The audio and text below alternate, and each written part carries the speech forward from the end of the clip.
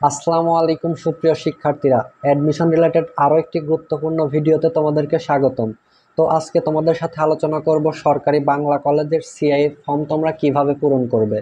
তোমরা user ID কোথায় পাবে, পাসওয়ার্ড কোথায় পাবে এবং ফর্ম কিভাবে ফিল আপ করতে হবে, এই নিয়ে আজকে বিস্তারিত আলোচনা করব। তোমরা যারা ভিডিওটি দেখছো তোমাদের অনুরোধ প্রথম থেকে শেষ পর্যন্ত দেখার জন্য।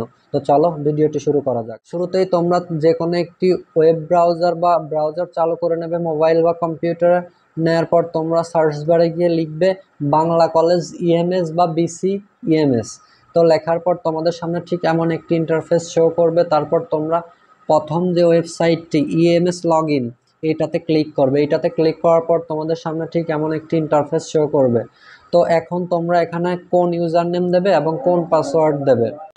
এখানে তোমরা ইউজার নেমের জায়গায় লিখে দেবে বিসি স্টুডেন্ট এবং পাসওয়ার্ডের জায়গায় সেম, অর্থাৎ অনুরূপভাবে তোমরা ওখানেও বিসি স্টুডেন্ট লিখে দিবে। বিসি স্টুডেন্ট লেখার পর তোমরা সিম্পলি সাইন ইনে ক্লিক করবে। সাইন ইনে ক্লিক করার পর তোমাদের সামনে ঠিক এমন একটি ইন্টারফেস শো করবে। এখানে অনেকগুলো ট্যাব বার রয়েছে। এই ট্যাব বার থেকে তোমরা অ্যাডমিশন বাটনে ক্লিক করবে। অ্যাডমিশন বাটনে ক্লিক করার পর তোমাদের সামনে নতুন একটি স্লাইড শো করবে, ক্লিক ফর নিউ অ্যাডমিশন। তোমরা এইখানে ক্লিক করবে।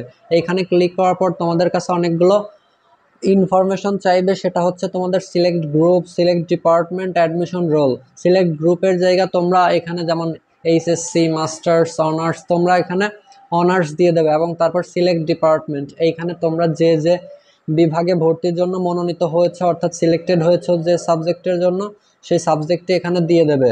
তারপর অ্যাডমিশন রোল, তোমরা যখন ঢাবি অধিভুক্ত সরকারি 7 কলেজের পরীক্ষা দিয়েছিলে তোমাদের যে অ্যাডমিট কার্ডটি দিয়েছিল সেই অ্যাডমিট কার্ডে তোমাদের যে রোলটি রয়েছে সেই রোলটি এখানে দিয়ে দেবে। দিয়ে দেওয়ার পর তোমরা সিম্পলি চেক ফর অ্যাডমিশন এই বাটনে ক্লিক করবে।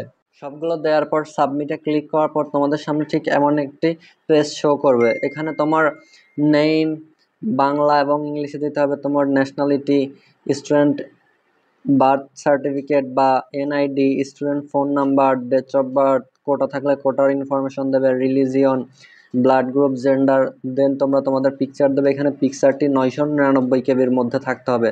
তারপর ডান পাশের দিকে পিতা বা গার্ডিয়ান যে থাকবে তার ইনফরমেশন দেবে। দেওয়ার পর তোমার এখানে তোমার পার্মানেন্ট অ্যাড্রেস দেবে, তোমার প্রেজেন্ট অ্যাড্রেস দেবে এবং তোমার যদি লোকাল গার্ডিয়ানস থাকে অর্থাৎ তোমার পিতার অবর্তমানে ইন অ্যাবসেন্স অফ প্যারেন্টস, তো সেইখানে তুমি এখানে অপশনাল এটা দিতেও পারো নাও পারো। তারপর তোমরা দেবে হচ্ছে তোমাদের এসএসসি এবং এইচএসসির যে ইনফরমেশন রয়েছে সেটা, এবং অনার্সের এইখানে তোমরা তো এখনো অনার্সে মাত্র ভর্তি হচ্ছ, তো এটা দেওয়ার কোনো দরকার নেই।